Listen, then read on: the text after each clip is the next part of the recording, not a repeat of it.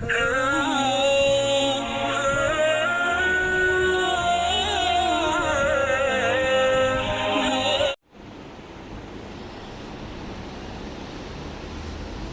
ونصلي على رسوله الكريم.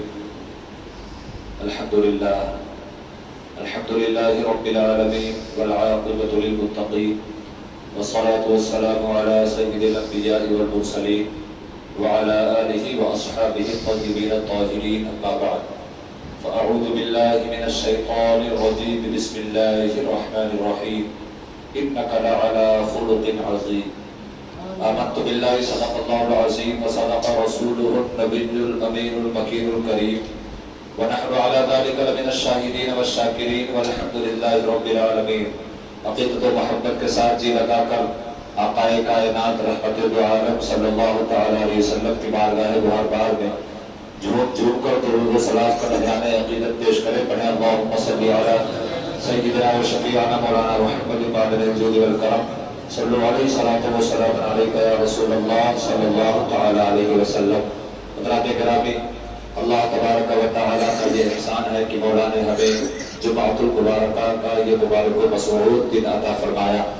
اللہ تعالیٰ کی بارگاہ میں دعا ہے کہ مولا ہمیں اس دن کی رحمتوں برکتوں سے مالا مال فرمائے، اور جس طرح ہم جمعہ میں نمازوں کے لیے دوڑ کر مسجد کی طرف آتے ہیں، اسی طرح 5 وقتہ نمازوں کے لیے ہمیں دوڑ کر مسجد آباد کرنے کی توفیق عطا فرمائے. حضرات، خطبہ مسنونہ کے بعد میں نے جس آیت کریمہ کی تلاوت کا شرف حاصل کیا، اس سے متعلق میں کچھ دیر ضروری باتیں حضرات کے سامنے پیش کرنے کی سعادت حاصل کروں گا. اس سے قبل آئیے عادت کے مطابق بارگاہ رسالت مآب صلی اللہ تعالیٰ علیہ وسلم میں جھوم کر ہدیہ درود نعت رسول اکرم صلی اللہ تعالیٰ علیہ وسلم کی کچھ اشعار ملاحظہ کر لیں. محبت کے ساتھ درود پاک پڑھیں. اللہم صلی علی سیدنا و شفیعنا مولانا محمد بادر الجود والکرم منبع العلم والحلم والحکم وعلی آلہ واصحابہ وبارک وسلم. صلاۃ و سلام علیکہ یا رسول اللہ صلی اللہ تعالی علیہ وسلم. اپنے دامان شفاعت، اپنے دامان شفاعت میں چھپائے رکھنا، اپنے دامان شفاعت میں چھپائے رکھنا، اپنے دامان شفاعت میں چھپائے رکھنا، اپنے دامان شفاعت میں چھپائے رکھنا. میرے سرکار میری بات بنائے رکھنا، میرے سرکار میری بات بنائے رکھنا، اپنے دامان شفاعت میں چھپائے رکھنا. اور یہ شعر محبت کے ساتھ ملاحظہ کر لیں کہ میں نے مانا کہ نکما ہوں مگر آپ کا ہوں، میں نے مانا کہ نکما ہوں مگر آپ کا ہوں، اس نکمے کو بھی سرکار نبھائے رکھنا، اس نکمے کو بھی سرکار نبھائے رکھنا، اپنے دامان شفاعت میں چھپائے رکھنا، میرے سرکار میری بات بنائے رکھنا. جب شرح حشر سوانے ذکر سورج آئے، جب شرح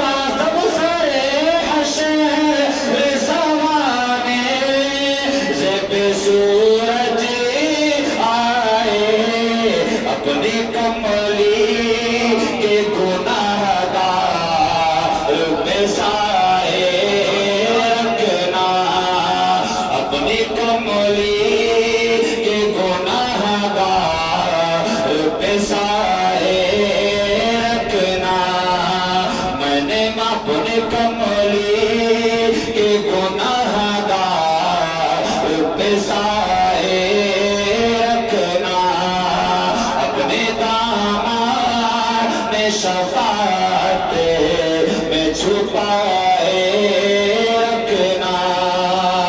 اور آخری شعر محبت کے ساتھ ملاحظہ کر لیں، جھوم کر کہنے یا رسول اللہ، ان کے آنے کی گھڑی ہے، وہ ہے آنے والے، ان کے آنے کی گھڑی ہے، وہ ہے آنے والے، میرے سرکار کی محفل کو سجائے رکھنا، میرے سرکار کی محفل کو سجائے رکھنا، اپنے دامان شفاعت میں چھپائے رکھنا، میرے سرکار میری بات تو بنائے رکھنا۔ درود پاک پڑھیں، اللہم صلی علی سیدنا و شفیعنا مولانا محمد المعدن الجود والکرم، صلو علیہ الصلوۃ والسلام علیک یا رسول اللہ صلی اللہ تعالی علیہ وسلم۔ تعالیٰ کے کرم سے ہمیں رمضان المبارک کا مبارک مہینہ ابھی جلد ہی نصیب ہوا اور ہمارے اور آپ کے درمیان سے رخصت ہوا۔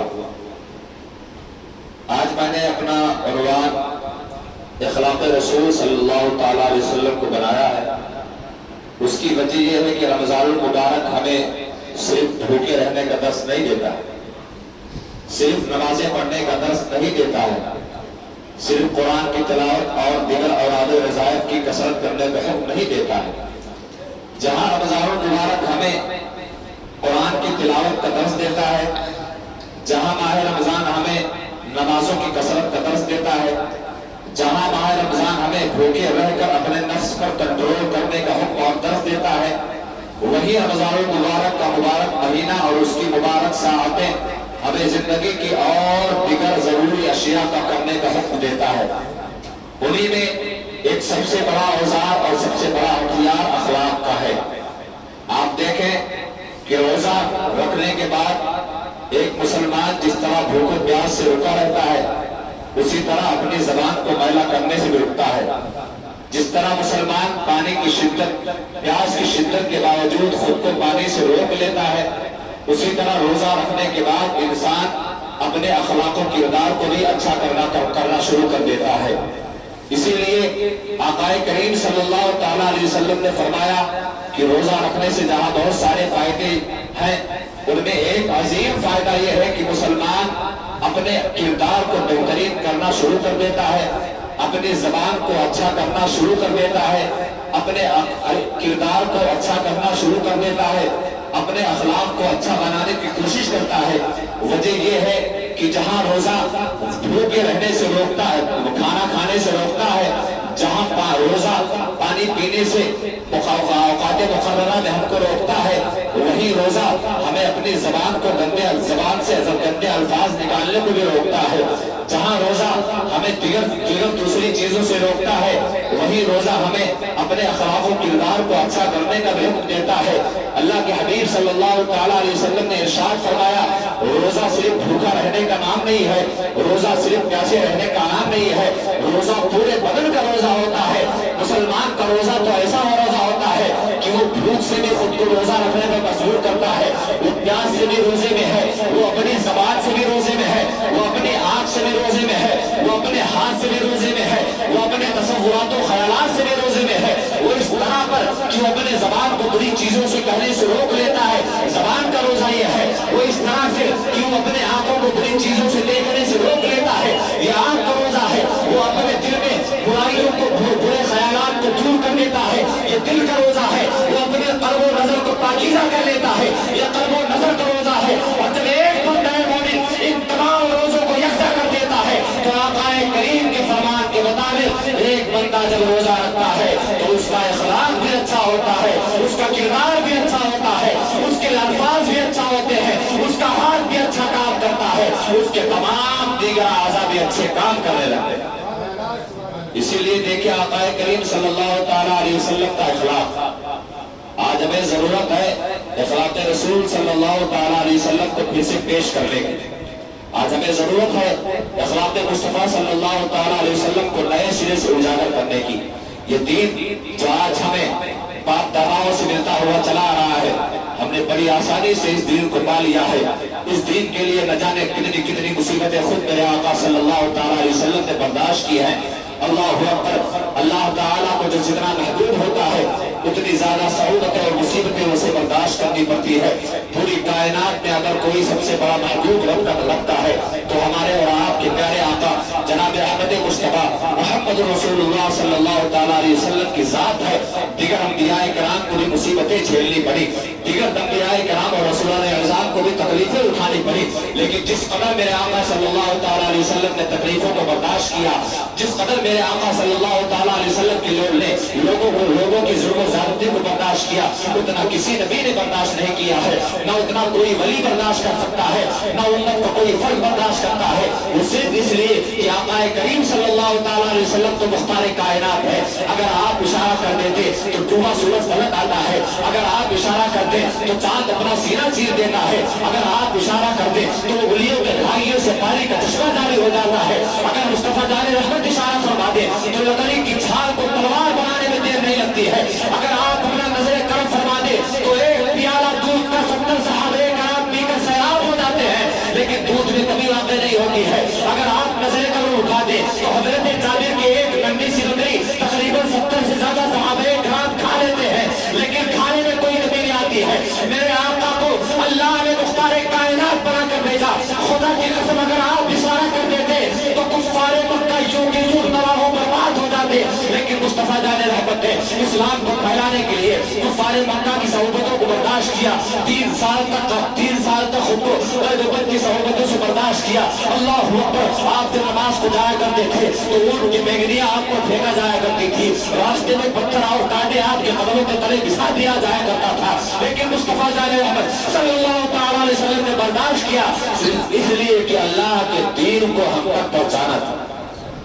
آج لوگ مسلمان اور اسلام کو دہشت گردی کے نام سے موقوف کرتے ہیں، یہ ان کو یہ معلوم نہیں کہ اسلام ہی وہ مذہب ہے جس نے پڑوسیوں کو بھی حق رکھے ہیں، اسلام ہی وہ مذہب ہے جس نے چھوٹے بچوں اور بوڑھوں کو اور عورتوں کے لیے الگ حقوق رکھے ہیں۔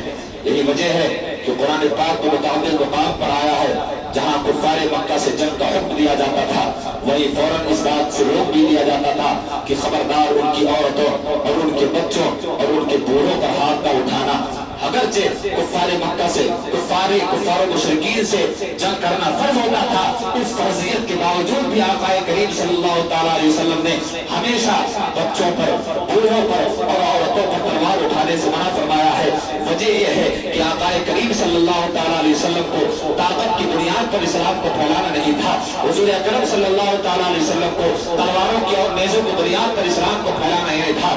ہو سکتا تھا کہ طاقت اور تلواروں کی بنیاد سے اسلام پھیل جاتا، لیکن 1450 سال تک اس کی روشنی جس طرح آج باقی ہے اس طرح باقی نہ رہتی۔ لہٰذا میرے آقا کے صلی اللہ تعالیٰ علیہ وسلم نے ایک ایسی تلوار کا سہارا لیا، ایک ایسے اوزار کا سہارا لیا کہ اگر اس کی مار کسی کے بندے کے دل پر پڑ جائے تو قیامت تک وہ بندہ اگر رہے نہ رہے لیکن اس اوزار اور اس آلے کی مار رہے گی۔ وہ اوزار کوئی اور نہیں تھا، مصطفیٰ جان رحمت صلی اللہ تعالیٰ علیہ وسلم نے اپنے اخلاق کو اپنا تلوار بنایا، اپنے اخلاق کو اپنا اوزار بنایا اور اخلاق عظیم سے اسلام کی ایسی پرورش کی، اسلام کی ایسی پرورش کی کہ جو خیر تھے مصطفیٰ جان رحمت کی سیرت کا اگر مطالعہ کرتے تھے جو تلواروں کے سائے میں آنے کے باوجود بھی اگر اسلام کو قبول نہیں کرتے تھے، لیکن جیسے ہی مصطفیٰ کا اخلاق دیکھ لیا کرتے تھے فوراً قدموں میں گر کر کلمہ طیبہ پڑھ لیا۔ یہ اخلاق ہی تھا اور اسلام جو ہے اخلاق کی بنیاد پر پھیلا۔ یہی وجہ ہے کہ حضرت عمر فاروق اعظم رضی اللہ تعالیٰ عنہ کا وہ واقعہ آپ کو میں نے کئی مرتبہ سنایا اور آپ نے بارہا سنا ہوگا۔ اخلاق دیکھیں اور اپنے سے درمیان جو ہے اس کا حق کیسے ادا کیا جاتا ہے یہ دیکھیں۔ حضرت عمر فاروق اعظم پوری دنیا میں تقریباً 9 لاکھ مربع میل پر آپ کی حکومت تھی۔ قیصر و کسریٰ جو اس وقت کی سپر پاوریں ہوا کرتی تھی حضرت عمر فاروق اعظم کے نام سے حیبت ہو جاتے تھے۔ उन पर लर्जा तारी हो जाता था। सिर्फ नाम सुनकर किसी मुल्क के चंद बादशाहों ने कहा कि जरा हमें भी देखना है कि चटाई पर बैठने वाला उमर फारूक आजम किस तरह पूरी दुनिया पर हुकूमत कर रहा है, हमें उनसे मुलाकात करना है। लिहाजा आपको दावत भेजी गई। हज़रत उमर फारूक आजम ने उनकी दावत पर लब्बैक कहते हुए अपने गुलाम के साथ सफर का इरादा किया। ऊँटनी एक ही थी, लोग दो थे, लंबा सफर था। हज़रत उमर फारूक आजम ने कहा, ऐ मेरे प्यारे गुलाम, ऊँटनी एक है, कैसे हम एक पर सफर करेंगे? लिहाजा ये बात तय पाती है कि कुछ दूर मैं ऊँट पर बैठूंगा, तुम ऊँट की नकील खींचोगे, उसके बाद तुम्हारी बारी आएगी, तुम ऊँट पर बैठोगे। अल्लाहु अकबर। खलीफतुल इस्लाम वल मुस्लिमीन उस वक्त पूरी दुनिया में जिसके नाम की हैबत तारी थी, वो फरमाते हैं कि कुछ दूर तुम बैठोगे, मैं ऊँट की नकील खींचूंगा। अल्लाहु अकबर। ये इस्लाम ने हमें सिखाया है कि अपने मातहतों के साथ हमें कैसा रवैया रखना चाहिए। हज़रत उमर फारूक आजम इसी बारी के साथ चलते रहे। कुछ दूर हज़रत उमर फारूक आजम ऊँट पर होते, गुलाम नकील खींचता रहता, कुछ दूर गुलाम ऊँट पर होता, हज़रत उमर फारूक आजम नकील खींचते रहते। हुआ यूं कि जैसे उस शहर में जाने का वक्त आया, हज़रत उमर फारूक आजम की बारी खत्म हो जाती है, अब ऊँट पर बैठने की बारी गुलाम पर आती है। लिहाजा हज़रत उमर फारूक आजम फौरन ऊँट से उतर गए। आपने फरमाया, है मेरे गुलाम, यहाँ पर मेरी बारी खत्म होती है, अब तुम्हें ऊँट पर बैठकर शहर में दाखिल होना है। गुलाम ने अर्ज़ किया, हुजूर आपकी हैबत तारी है, आपसे लोग मिलने के लिए आप बेजार परेशान है, आपको इतनी देर से बुलाया गया है, जब आप उस शहर में दाखिल होंगे और मैं ऊँट पर बैठा होगा, लोग देखेंगे कि जो आका है वो ऊँट को खींच रहा है, गुलाम ऊँट पर बैठा हुआ है, तो लोग क्या कहेंगे? खुदा की कसम हज़रत उमर फारूक आजम का तारीखी जवाब मुलाहिज़ा फरमाए। हज़रत उमर फारूक आजम ने फरमाया था, क्या मेरे गुलाम, लोग क्या कहेंगे मुझे इस बात की फिक्र नहीं है, बल्कि मुझे फिक्र इस बात की है कि मेरे मुस्तफा क्या कहेंगे। ऐ उमर, तेरे गुलाम की बारी थी और तेरे गुलाम की बारी को मारकर तूने ऊँट पर बैठकर शहर में दाखिला किया था। लिहाजा मेरे गुलाम, दुनिया क्या कहती है, उमर को इससे कोई फर्क नहीं पड़ता है, मुस्तफा क्या कहेंगे इसे मुझे फर्क पड़ता है। ये खिलाफ था। आज हम और आप में कोई होता तो जैसे ही जगह करीब आती कहते गुतर जमाऊ, अब मुझे आगे बढ़ने में, क्योंकि मुझे इंप्रेशन जमाना है। इंप्रेशन जमाने से कुछ नहीं होता है। अल्लाह अकबर। ना आपके कपड़ों से कोई इंप्रेस हो सकता है, ना आपके चेहरे और मोहरे से कोई इंप्रेस हो सकता है। इसलिए हज़रत अली का यह कौल है, लैसा जमालु बि अस्वाबिन तुज़य्युना इन्नल जमाल जमालुल इल्म वल अदब। आप फरमाते हैं खूबसूरती उन कपड़ों से नहीं है जो हमें ज़ीनत बख्शते हैं, खूबसूरती हमारे हुस्न और जमाल से नहीं है, बल्कि असल खूबसूरती इल्म और अदब की खूबसूरती। लिहाजा इंसान के अंदर अगर इल्म और अदब की खूबसूरती है तो चाहे वो हबशा का बिलाल हो तो वो गुलामों का ताजदार बन जाता है। अगर इंसान के अंदर इल्म और अदब की खूबसूरती हो तो चाहे वो ज़ैद जैसा गुलाम हो तो मुस्तफा जाने रहमत का चहीता बन जाता है। लिहाजा हमें अपने कपड़े और अपने हसब और अपने नसब की वजह से लोगों में बड़ा नहीं होना है, बल्कि अपने अखलाक की बुनियाद पर लोगों में बड़ा होना है और हमें अपने अखलाक को दुनिया के सामने पेश करना है। मुस्तफा जाने रहमत सल्लल्लाहु तआला अलैहि वसल्लम ने जिस अखलाक की तालीम हमने बताई थी, उसी अखलाक को आज गैरों में हमें पेश करना है। खुदा की कसम, हम अगर पूरे अखलाक को पेश नहीं कर सकते हैं, उन अखलाक के कुछ नमूनों को ही अगर गैरों में पेश कर दें तो आज दुनिया मुसलमानों को मानने पर मजबूर हो जाएगी। अखलाक, किस कदर अखलाक अजीब शान का मुस्तफा जाने रहमत सल्लल्लाहु तआला अलैहि वसल्लम कि अल्लाह ने कुरान में इरशाद फरमाया, या रसूल अल्लाह इन्नका लअला खुल्क़िन अज़ीम। आपका अखलाक अजीब शान है। वही अखलाक था जिसकी बुनियाद पर गैर भी आपके कदमों में पढ़कर कलमा पढ़ लेते थे। वही अखलाक था कि उमर जैसे जरी और बेबाक इंसान को मुस्तफा जान रहमत के अखलाक अजीम ने कदमों पर गिरने पर मजबूर कर दिया। वही अखलाक था कि कुफ्फार मक्का के बड़े बड़े मुशरिकीन जो 350 साल से ज्यादा खुदाओं की पूजा किया करते थे, लेकिन जब मुस्तफा जान रहमत के अखलाक को देखा तो कदमों पर गिरने पर मजबूर हो गए। लिहाजा हमें भी आज अगर अपने कदमों में अपनी दुनिया को झुकाना है, आज हमें कामयाबियों को अगर अपने कदमों के तले लाना है तो हमें कोई औजार नहीं अपनाना होगा, सिर्फ और सिर्फ अपने अखलाक को अच्छा करना होगा। लोग अच्छा इंजीनियर बन जाते हैं, लोग अच्छा डॉक्टर बन जाते हैं, लोग अच्छा आलिम भी बन जाते हैं, अच्छे हाफिज़ कुरान और क़ारी कुरान भी बन जाते हैं। ये बनना एक अलग बात है, लेकिन अगर ساتھ ہی ساتھ اگر ایک اچھا انجینئر ہونے کے ساتھ اچھا انسان بن جائے تو اس کی حیثیت کچھ اور ہوگی. اچھے عالم کے ساتھ اچھا انسان بھی بن جائے تو ان کا مقام بھی کچھ اور ہوگا. اچھے حافظ و قاری ہونے کے ساتھ اچھا انسان اگر بن کے دکھا دیا جائے تو ہماری اوقات اور ہماری عظمت و شان کچھ اور ہوگی. لہٰذا اے مسلمانوں, مصطفیٰ دار رحمت صلی اللہ تعالیٰ علیہ وسلم کی سیرت کا مطالعہ کریں. حضور نے کیسے زندگی گزاری, حضور کے شب و روز کیسے تھے, حضور کا اٹھنا بیٹھنا کیسا تھا, حضور کے عادت و اطوار کیسے تھے. ان چیزوں کو آج ہمیں پڑھنے کی ضرورت ہے, ان پر ہمیں غور و فکر کرنے کی ضرورت ہے. خدا کی قسم اگر ہم نے مصطفیٰ جان رحمت صلی اللہ تعالیٰ علیہ وسلم کی زندگی کو پڑھ لیا اور ان کا کچھ پرسنٹ بھی اپنی زندگی پر اپلائی کر لیا تو انشاءاللہ تعالیٰ ہم چلیں گے تب بھی کامیاب ہوں گے, ہم بیٹھیں گے تب بھی کامیاب ہوں گے, ہماری دنیا بھی کامیاب ہوگی اور ہماری آخرت بھی کامیاب ہوگی انشاءاللہ تعالیٰ. لہذا مسلمانوں, اسی لیے علامہ اقبال کا شعر ہے کہ اپنے بندے ڈوب کر تازہ سراغے زندگی, تو اگر میرا نہ بن سکتا نہ بن اپنا تو بن, تو اگر میرا نہ بن سکتا نہ بن اپنا تو بن. اللہ تعالیٰ نے تمام انسانوں میں کچھ نہ کچھ خوبیاں پیدا کی ہیں, کچھ نہ کچھ اللہ تعالیٰ نے صفتوں سے انسان کو متصف فرمایا ہے. ہر مسلمان کے اندر خانہ کعبہ سے افضل ایک دل ہے, جس دل کو آقا کریم نے فرمایا کہ اے خانہ کعبہ, ایک مومن کا دل تجھ سے زیادہ افضل ہے. ہر مسلمان کے اندر ایک ایسی زبان اللہ تعالیٰ نے عطا کی ہے کہ زبان اگر پڑھنے پر آ جائے تو کبھی نعت مصطفیٰ پڑھے گی, زبان اگر پڑھنے پر آ جائے تو کبھی قرآن کی تلاوت ہوگی, زبان اگر بولنے پر آ جائے تو کسی دکھ زدہ کا دکھ اپنے میٹھے زبان سے دور کر سکتے ہیں. ہر انسان کے اندر اللہ تعالیٰ نے مظلوموں کو مدد کرنے والے جو ہاتھ عطا فرمائے ہیں, یہ ہاتھ اگر اٹھے تو غریبوں کی حمایت کے لیے اٹھے, یہ ہاتھ اگر اٹھے تو مظلوموں کی نصرت کے لیے اٹھے, یہ ہاتھ اگر اٹھے تو مسکینوں کی مدد کے لیے اٹھے ہیں. اللہ اکبر. اللہ تعالیٰ نے ہمیں دو پیر عطا کیے ہیں, ان پیروں کو سنیما گھروں کی طرف نہیں لے جانا ہے, ان پیروں کو شراب خانوں کی طرف لے کر نہیں جانا ہے, ان پیروں کو بڑے غلط عادتوں کی طرف لے جانا نہیں ہے, بلکہ ان پیروں کو اگر تمہیں چلانا ہے تو چلاؤ مسجد کی طرف چلاؤ, چلاؤ علماء کی طرف چلاؤ, چلاؤ اللہ کے ولیوں کی طرف چلاؤ, چلاؤ مصطفیٰ جان رحمت کے شہر محبت کی طرف چلاؤ. اللہ تعالیٰ نے پیر جیسی عظیم نعمت جو ہمیں عطا کی ہے, اللہ تعالیٰ نے ان پیروں کو جو عطا کیا ہے, اگر ہم ان پیروں کو صحیح راستے پر چلا دیں تو اللہ تعالیٰ نے سورہ فاتحہ میں ارشاد فرمایا اہدنا الصراط المستقیم, اگر صحیح اس راستے پر ہمارے قدم چلنے لگے تو ہم صحیح معنوں میں اہدنا الصراط المستقیم پر چلنے والے ہو جائیں. لہذا بدلو آپ اپنا بدلیں اپنے آپ کو. کب تک اسی بھرنے پر زندگی گزارتے رہیں؟ ابھی دیکھیے رمضان آیا چلا گیا, کتنے نمازی رہا کرتے تھے مسجدوں میں.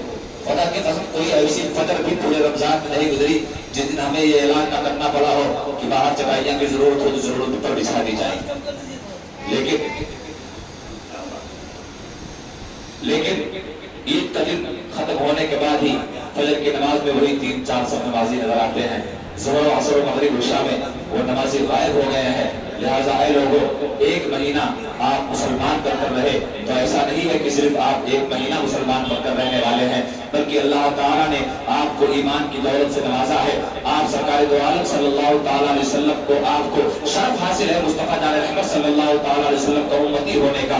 حضور کی امت ایسے نہیں ہونی چاہیے جس طرح ہم اور آپ کرتے ہیں. لہٰذا ہمیں ہمیشہ سرکار دو عالم صلی اللہ تعالیٰ علیہ وسلم کے اسوہ پر چلنا ہوگا, آپ کی تعلیمات پر عمل کرنا ہوگا, آپ کی فرمودات پر ہمیں عمل کرنا ہوگا. جب ہماری زندگی فرمودات مصطفیٰ کے مطابق عمل چلے گی تب ہمیں ایک سچا مسلمان کہا جائے گا, تب ہمیں اسلام پر چلنے والا کہا جائے گا.